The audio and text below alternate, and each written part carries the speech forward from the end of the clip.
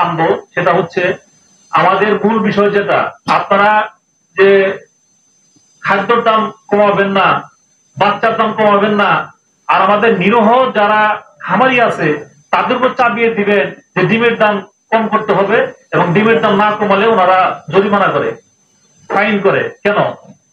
অথচ corporate company যারা খাদ্য বাড়াচ্ছে, যারা মুরগির বাচ্চা, একটা বাচ্চার উৎপাদন করতে খরচ হয় না 40 টাকা, ওরা বিক্রি করছে 100 টাকা প্লাস। তাহলে বৈষম্যতা কেন?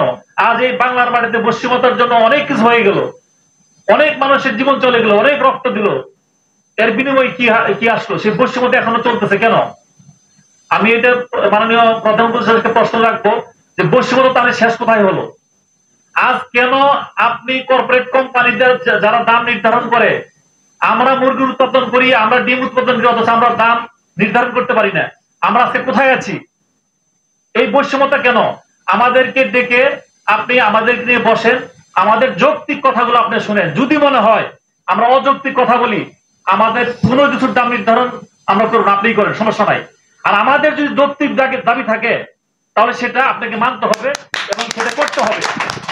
আজ আমরা বাংলার মাটিতে স্বাধীন বাংলায় বসবাস করি, কিন্তু স্বাধীনভাবে আমরা কথা কেন বলতে পারি না? আজকে আমাদেরকে কেন মিটিংয়ে ডাকা হয় না? আমরা বারবার বলে আসছি, আপনি আমাদের কথাগুলো শুনেন। আমরা আমাদের একটা উৎপাদন খরচ কত হয়, একটা ডিম উৎপাদন করতে কত খরচ হয়, একটা মুরগি কত খরচ হয়, তারপরে ডিম নির্ধারণ করেন। আমাদের মাননীয় ফরিদা আক্তার, ওনার একটা আমি ভিডিও দেখেছিলাম, খুব ভালো লাগলো।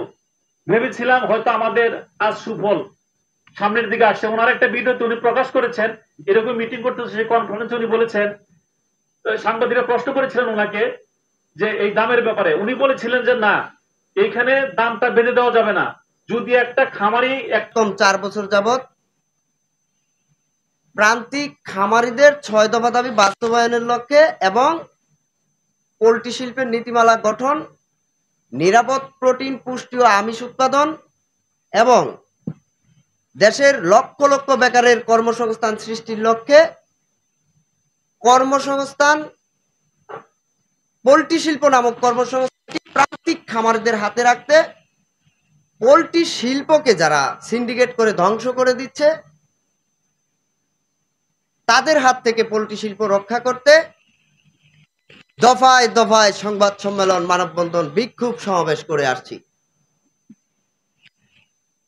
আপনারা জানেন গত এই 4 বছরের মধ্যে আওয়ামী লীগ সরকারের আমলে বাংলাদেশের 45টি ডিসি অফিসে স্মারকলিপি জমা দেই, তার প্রত্যেকটা রিসিভ কপি আমার হাতে আছে। ইভেন আমার পিছনে সচিবালয়, এই সচিবালয়গুলোতে প্রাণী সম্পদ মন্ত্রণালয়, প্রাণী সম্পদ অধিদপ্তর, প্রাণী সম্পদ কর্মসংস্থান মন্ত্রণালয়, বাণিজ্য মন্ত্রণালয়, শিল্প মন্ত্রণালয়, এমন কোন মন্ত্রণালয় নাই যে আমি স্মারকলিপি জমা দেই নাই। প্রত্যেকটা দপ্তরে দপ্তরে আমি স্মারকলিপি জমা দিছি। কিন্তু আমার যেখানে দফায় দফায় আন্দোলন করে ব্যর্থ হয়েছি, আওয়ামী লীগ সরকারের আমলে দফায় দফায় আন্দোলন করে, সংগ্রাম করে, মানববন্ধন করে, বিক্ষোভ সমাবেশ করে ব্যর্থ হয়ে, ক্লান্ত হয়ে কাগজ দেওয়া শুরু করলাম। কাগজের মাধ্যমে আমরা কোনো ফিডব্যাক পাইনি, উত্তর পাইনি।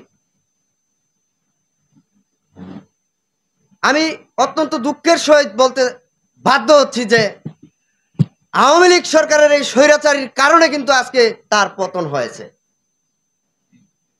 যদি আজকে আওয়ামী লীগ সরকার বাংলাদেশের এই বৃহৎ কর্মসংস্থান রক্ষা করত, কর্মসংস্থান সৃষ্টি করতে পারত, তাহলে আওয়ামী লীগ সরকারের পতন হতো না। আমি আরেকটা কথা আপনাদেরকে বলে রাখি এই বক্তব্যের মাধ্যমে, এই দেশে যতক্ষণ পর্যন্ত প্রান্তিক এই পোল্ট্রি শিল্প খামারিদের হাতে রাখা না হবে এবং কর্মসংস্থান সৃষ্টি করা না হবে, ততক্ষণ পর্যন্ত যদি আমেরিকার বর্তমান প্রেসিডেন্ট বাইডেন বাংলাদেশের প্রধানমন্ত্রী হয়, সেও ক্ষমতায় থাকতে পারবে না। কেননা এই দেশে বেকারের সংখ্যা 75%। এই বেকার যে কোনো সংগঠনের পক্ষ থেকে আন্দোলনের ডাক দিলেই তারা রাজপথে নেমে যাচ্ছে। বিশাল মানুষ হচ্ছে। একজন বেকার যুবককে 500 টাকা দিলে আজকে দেখেন নেশা, খুন, হত্যা, গুম, জঘন্য অপরাধ করা হচ্ছে। ঢাকা শহর থেকে একেবারে আমার সেই খাগড়াছড়ি পর্যন্ত বাংলাদেশের 64 জেলা, টেকনাফ থেকে তেতুলিয়া, রূপসা থেকে পাটুরিয়া। কেন? শুধুমাত্র বেকার। আজকে বাংলাদেশে আমার পিছনে বিশাল সচিবালয় কেন? আমি প্রশ্ন করতে চাই, প্রাণী সম্পদ অধিদপ্তর কেন